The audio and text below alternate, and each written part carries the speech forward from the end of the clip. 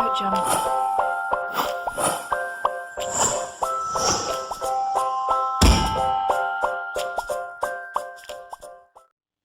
Assalamualaikum warahmatullahi wabarakatuh. Perkenalkan, nama saya Sukaipah Yuli Prihatin. Saya adalah dosen Teknik Informatika Politeknik Kota Malang. Bidang yang saya geluti adalah media digital dan teknologi game. Salah satu mata kuliah yang saya ampu adalah Game Development 1. Mata kuliah Game Development 1 merupakan mata kuliah yang ditempuh oleh mahasiswa semester 3 dengan bobot 1 SKS teori dan 2 SKS praktikum. Mata kuliah Game Development 1 merupakan mata kuliah produktif yang mengharuskan mahasiswa terlebih dahulu lulus pada mata kuliah Desain Grafis, Animasi Multimedia, dan Object Oriented Programming. Mata kuliah Game Development 1 akan membahas mengenai konsep dasar game, perancangan game, implementasi game, dan bagaimana memproyeksikan proyek game kepada target pengguna. Dengan mengikuti mata kuliah Game Development 1, mahasiswa diharapkan mampu untuk menjadi lulusan sesuai dengan profil lulusan Prodi Teknik Informatika, yaitu Game Developer Pemula. Untuk mencapai profil lulusan tersebut, maka capaian pembelajaran yang ditetapkan adalah 1. Mengamati dan menjelaskan konsep dasar game secara mandiri. Yang kedua, merancang komponen game edukasi yang kreatif secara mandiri. Yang ketiga, terampil membuat program game interaktif sesuai dengan hasil rancangan komponen game edukasi yang kreatif secara mandiri. Berdasarkan capaian pembelajaran tersebut, maka mata kuliah Game Development 1 akan dilaksanakan sebanyak 14 kali pertemuan yang terdiri dari 1. Pendahuluan game, 2. Dasar game engine, 3. Sprite and animation, yang keempat, variabel dan array, yang kelima, behavior drag drop dan particle, yang keenam, behavior, puzzle dan canvas, yang ketujuh, behavior, platform dan kamera, yang kedelapan, splash screen dan masking menu, yang kesembilan, pop-up dan local storage, yang kesepuluh, high score dan publish, yang kesebelas, pengerjaan project game dan user review, hingga pertemuan terakhir nanti, di mana terdiri dari project 1, project 2, finalisasi project, dan user review project. Materi pembelajaran tersebut saya sampaikan dengan menggunakan metode ceramah, demo aplikasi, dan diskusi.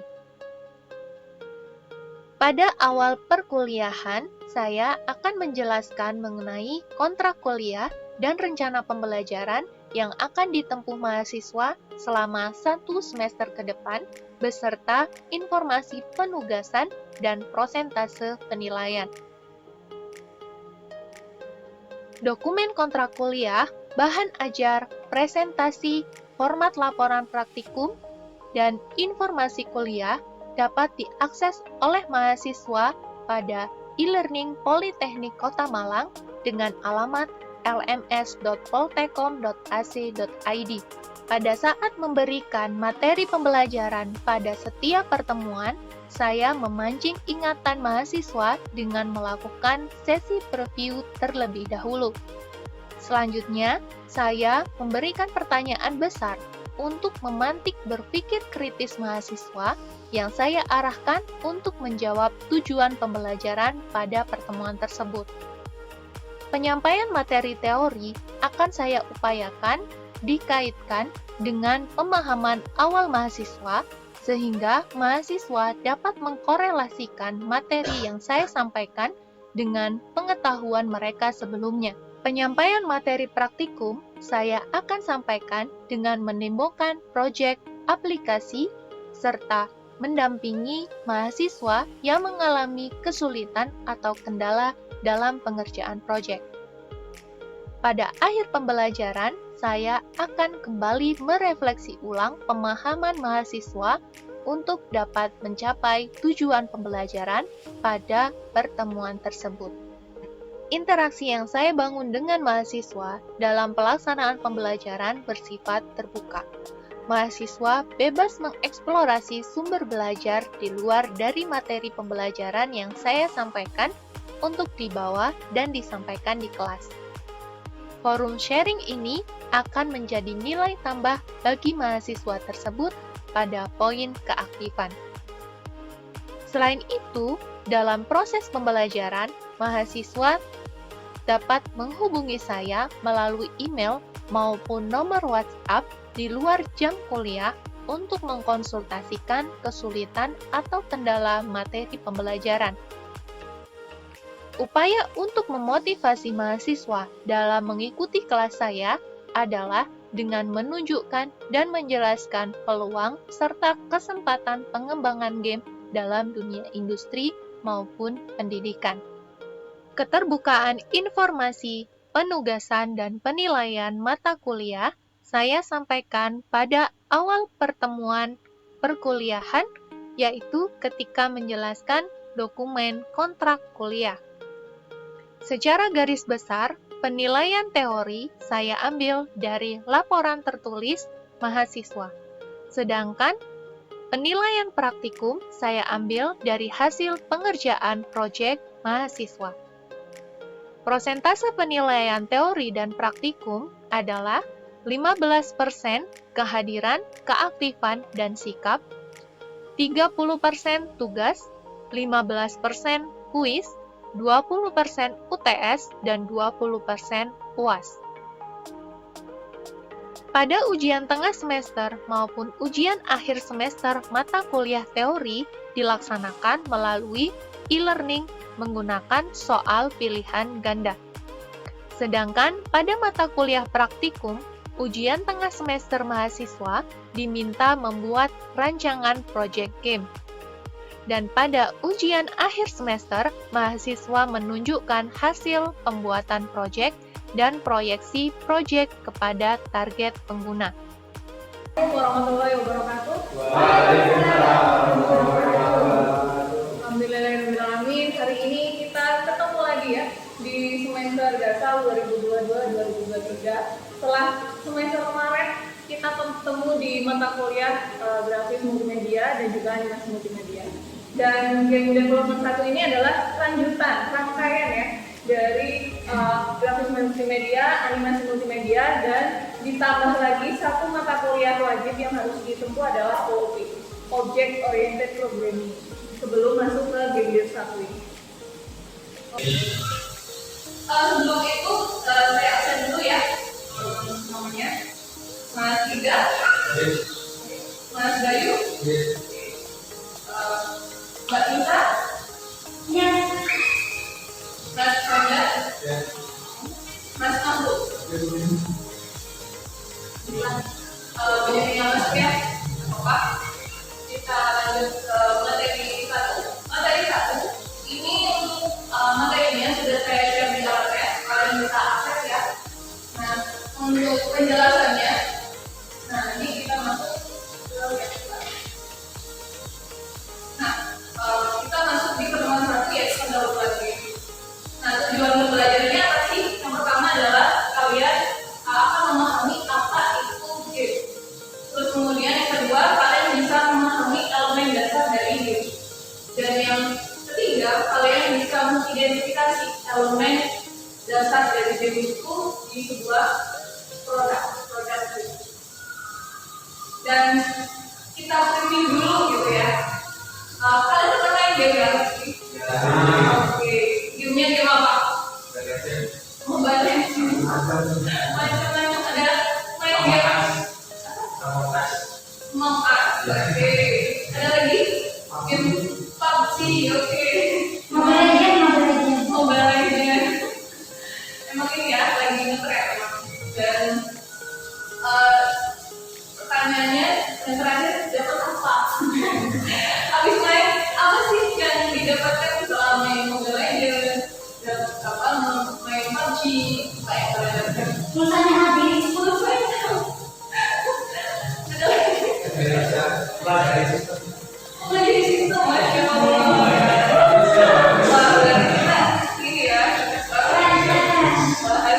PUBG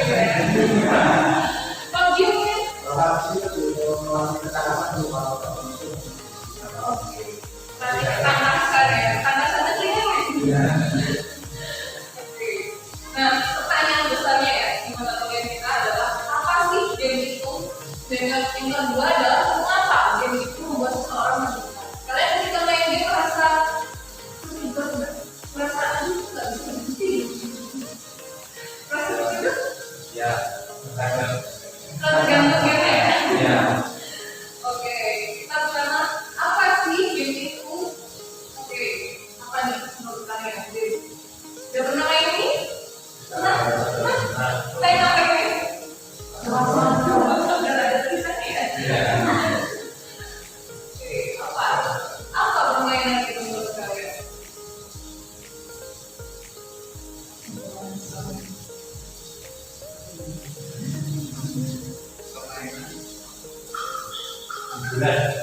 Hiburan. Oke. Selain itu, ya, Nani.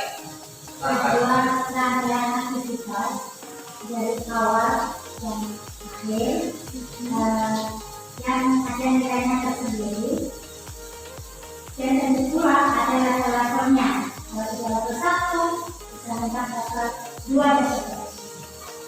Jadi ada penilaiannya, gitu ya. Ada menang kalahnya, ya. Terus ada naik levelnya, gitu ya. Itu adalah permainan, ya. Dan memang permainan ini nggak terbatas dari permainan game digital ya. Jadi nggak hanya permainan itu semuanya. Jadi permainan ada permainan tradisional maupun permainan game digital itu sebenarnya secara definisi itu sama, tapi secara implementasi beda, gitu ya. Jadi kalau game tradisional ya dilakukan secara langsung, gitu ya, secara face to face, gitu ya. Tapi kalau game digital memang dia menggunakan media. Tapi secara teknis, gitu ya, teknis permainannya itu hampir sama. Hanya saja di digital ya dibantu dengan. Nah, menurut Helen dan Zimmerman, dia mengatakan, nah ini bahasa Inggris, bahasa Indonesia-nya. Jadi bermain merupakan aktivitas bebas dalam sebuah tutur baku. Nah, tutur baku ini dia itu sesuatu yang tidak berurut, tidak berubah-ubah atau yang disebut dengan sistem. Dan sedangkan permainan merupakan sebuah sistem yang menghubungkan antara pemain dengan konflik buatan yang didefinisikan dengan aturan permainan dan menghasilkan sebuah hasil yang tertentu. Nah, kata kuncinya ada di yang saya beri goal atau sepak tebal. Jadi bermain itu sebenarnya bebas. Kalian dalam sebuah permainan itu bebas mau melakukan apa aja ya kan, mau ngeklik terserah gitu ya. Cuman kalian tidak hanya dibiarin bebas aja, tapi kalian ada sebuah aturan yang harus kalian ikutin. Kalau kalian nggak ngikutin aturan, maka kalian bisa kalah aturan. Nah, untuk kemudian kalian menang, kalian harus ngikutin aturannya. Dan gimana setiap apapun yang kalian lakukan atau yang kalian lakukan itu ada hasil ukurannya, gitu ya. Yang disebut dengan score tadi atau kemudian performa ya. Gitu. Dan konflik buatannya itu adalah sesuatu yang ingin dicapai. Jadi semuanya juga banget gitu ya, Mobile Legends itu dibuat untuk berperkara antara satu kubu dengan kubu lainnya, kemudian dia untuk apa? Membangun koloninya ya, membangun tambangnya mungkin apa ya gitu ya. Begitu juga dengan PUBG, ada musuh, ada lawan gitu ya, ada apa ya. Jadi ada lawan gitu. Nah, berbeda dengan Mike Francy, beliau menjabarkan secara rinci gitu ya. Sebenarnya game itu apa sih? Pertama, dilihat dari how bagaimana permainan itu mendekatkan kita pada real life, padahal sebenarnya dia virtual life.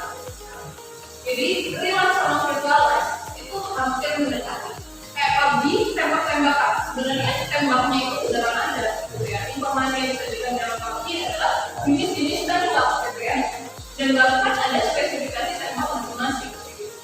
Begitu juga dengan Mobile Legends terkait dengan bagaimana mengelola sumber daya alam yang ada di sana dan bagaimana mengelola manajemen pasukan gitu kan ya, untuk memperluas daerah kekuasaan kayak gitu ya.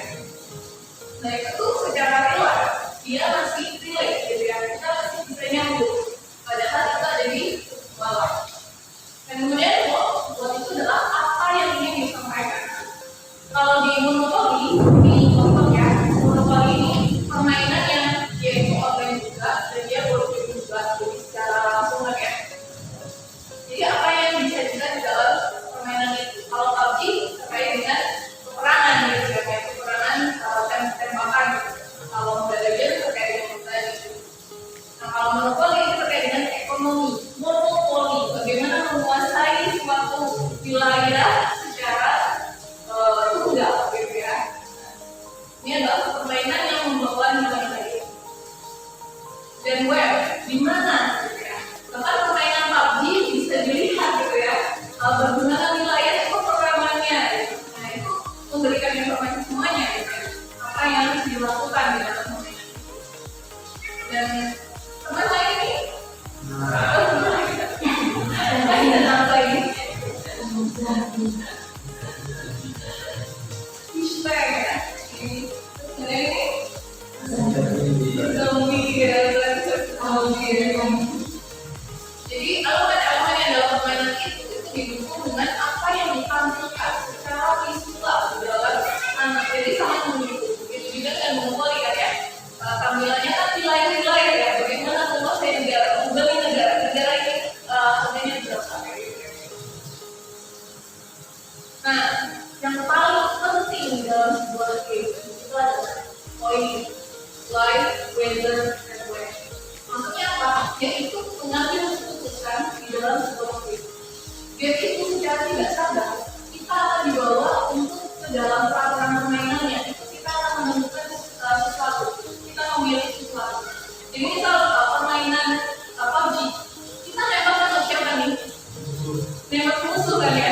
Nembak musuhnya, oke, poinnya yang paling besar di mana? Ya, poin yang paling besar di dalam PUBG itu adalah ketika permainan dia memang yang langsung nanti gitu ya, atau mungkin nembak yang lain itu poinnya masih kecil gitu ya. Beda dengan yang langsung jatuh, yang langsung ke kecepatan itu secara langsung kita akan membuat pilihan-pilihan, keputusan sesuai dengan sistem yang dibangun oleh game. Itulah yang kemudian membuat secara nggak langsung gitu ya, ketika ada permainan kekerasan itu akan berdampak pada keputusan kita dalam rela, karena kita nggak sadar. Nah, karena kita di teknik informatika gitu ya, kita nggak lepas bahwa game ini bukan hanya sekedar multimedia, tapi dia juga sebagai informasi. Kenapa? Karena dia memberikan input dan kemudian dia memproses sesuatu dan juga dia memberikan output. Apa inputnya? Itu aktivitas apa yang kita lakukan gitu ya di dalam game itu tadi. Dan prosesnya, jadi aktivitas yang ada di dalam game itu atau pengguna ya, interaksi yang diberikan sama pengguna itulah yang diproses oleh game. Dan kemudian dia diatur sesuai dengan aturan permainan yang dibuat oleh pembuat gamenya. Dan juga terakhir dia akan memberikan hasil permainan sesuai dengan yang tadi aku berikan. Dari sini ada pertanyaan dulu.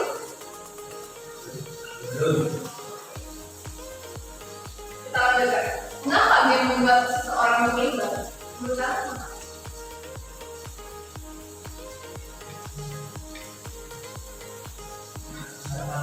Harus ada dua buku.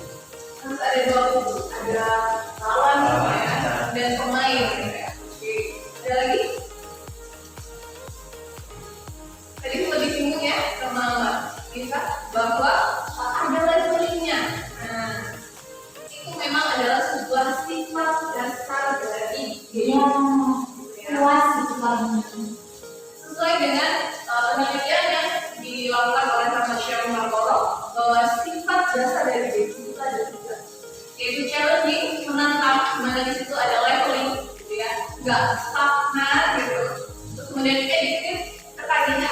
Jadi dengan adanya leveling, kemudian levelnya ditambah gitu ya. Yang tadinya main tambah-tambahan ya, ditambah menjadi perkalian gitu. Nah itu jadi para jadi ketagihan. Gimana nih menyelesaikannya? Dan kemudian yang ketiga adalah fun. Gitu.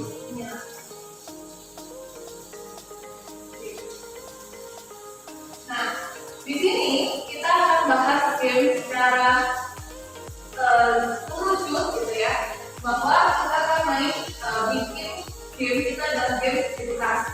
Ya, makanya kita perlu belajar terkait dengan elemen dasar dari game edukasi. Nah, berdasarkan penelitian Eko Nugroho, dia menyampaikan bahwa elemen dasar dari game edukasi itu adalah yang pertama tujuan dari game itu apa gitu ya. Gak harus game itu langsung menunjukkan saya akan ya tujuan dari game ini, enggak ya, tapi ya berdasarkan dari apa yang disampaikan referensi kita dari how, dari what gitu ya, terus kemudian dari where, terus kemudian dari decision makingnya gitu. Itu yang menunjukkan tujuannya, bisa menyimpulkan tujuan dari itu. Terus kemudian gameplay ini bukan bermain gitu ya, play game ya, bukan ya, tapi gameplaynya adalah aturan permainan yang dibuat di dalam game ini. Terus kemudian yang ketiga adalah storyline. Storyline ini adalah cerita, alur cerita yang nggak sengaja ya bukan nggak sengaja, memang didesain ya, untuk kemudian kita bisa terlibat dalam masuk dalam cerita itu, permainan itu. Kayak misal PUBG pasti dia dikondisikan sebagai penembak ya, sehingga dari awal dia itu udah pilih-pilih dia mau karakter apa kayak gitu kan ya. Gitu juga dengan Mobile Legends ya, dia punya spesifikasi karakter. Dan juga yang terakhir adalah teknologi. Nah, maksudnya teknologi di sini dia diterapkan di mana? Diterapkan di 2D atau di 3D kayak gitu ya. Terus kemudian di web atau mobile, jadi implementasi dari game itu. Nah, karena di sini kita akan coba ya untuk melihat atau mencoba untuk mengamati yang ada di dalam game ini gitu ya. Dan yang mau kita coba adalah permainan Let Me Grow. Pernah main? Belum. Oke, saya mungkin minta satu volunteer. Ada yang mau main?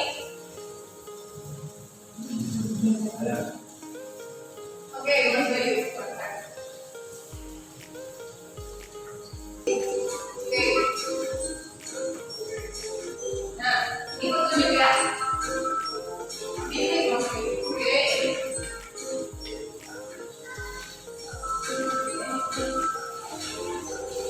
Ya. Jadi kita bisa tahu nggak tujuannya apa? Oke, easy ya sih. Ya. Oke, lanjut. Mas Bayu.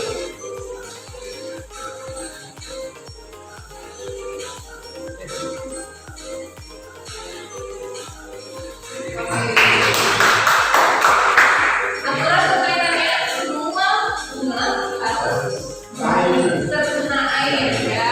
Oke. Udah tentu ya.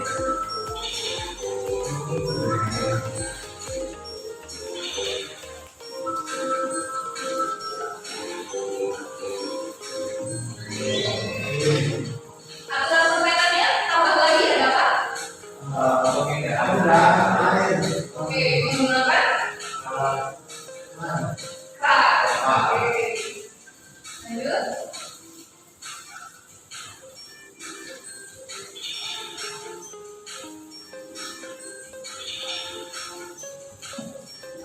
Tujuan dari webinar adalah mengenalkan konsep irigasi sederhana, di mana irigasi sederhananya adalah tanaman yang butuh air, terus kemudian dia ada keran dan juga spam.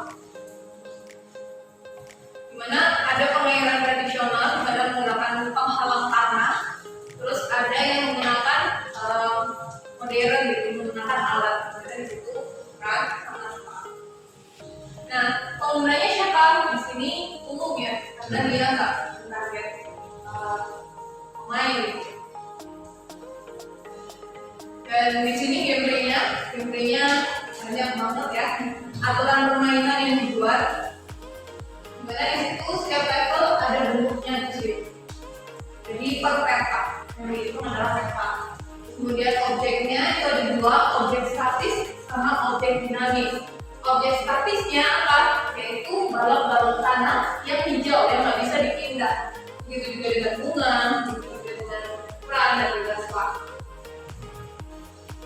Dan banyak hal lain. Dan kalau di permainan yang tadi ya, di Mas Bayu tadi itu ada di keran kan ya, hanya di keran gitu. Nah itu ini ya, memang strategi untuk menutup airnya itu harus gimana dulu. Jadi airnya itu dipisah dulu gitu. Biar nanti di atas dapat, di bawah dapat. Oke. Kemudian, nah ini baru bisa mengerti aturan permainan secara lengkap itu ketika kita memang sudah main di gamenya, sudah melakukan gitu ya. Dan levelingnya di sini sampai level 28. Alhamdulillah ya. Saya bermain sampai selesai. Jadi saya tahu bagaimana tantangan-tantangan yang ada di satu levelnya. Dan levelingnya di sini bersifat statis. Jadi bukan dinamis ya. Jadi kalau kalian main dari awal ya bakalan kayak gitu ya. Alhamdulillah. Dan ini adalah storyline-nya. Storyline dari permainan ini itu adalah pemain langsung dijadikan sebagai pengurus taman, gitu. Dimana dia bertanggung jawab biar bunga-bunganya itu nggak hariu, ya, nggak bisa kena air, dan kucing-kucingnya itu nggak kena air, gitu. Jadi ada dua kondisi. Dimana bunganya layu dan bunganya cerah gitu ya. Terus maksudnya bunganya hidup. Dan juga ada kurcaci yang dia menunjukkan nggak mau air, dan juga kurcaci yang dia kena gitu ya, tanpa air. Dan juga di sini ada balok tanah yang bisa dipindah-pindah. Ada prat dan juga ada slot. Dari sini ada pertanyaan dulu? Belum. Oke, kalau gitu tugas untuk minggu depan adalah kalian mengamati komponen dasar game yang ada di internet, game edukasi lainnya, bebas. Kalian bisa milih game apa aja. Dan cari game yang menurut kalian itu punya nilai edukasi. Dan kalian bermain dari kondisi menang sampai kondisi kalah. Dan menjelaskan komponen dasar game yang ada di dalam permainan. Oke? Gimana? Tugasnya main game ya? Enak ya? Tapi ingat, gak hanya main game, tapi kalian juga perlu untuk mengamati dari sisi gamenya itu ya. Dari tujuan gamenya apa, kemudian apa lagi? Komponennya apa aja? Tujuan game, kemudian aturan permainan atau gameplay, kemudian yang ketiga storyline. Jadi cerita apa gitu ya yang dibangun antara pemain, antara pembuat game dan juga pemainnya. Oke, dari situ dulu mungkin mata kuliah kita hari ini. Terima kasih atas kehadirannya. Assalamualaikum warahmatullahi wabarakatuh. Dapat saya sampaikan, atas perhatiannya saya ucapkan terima kasih. Wassalamualaikum warahmatullahi wabarakatuh.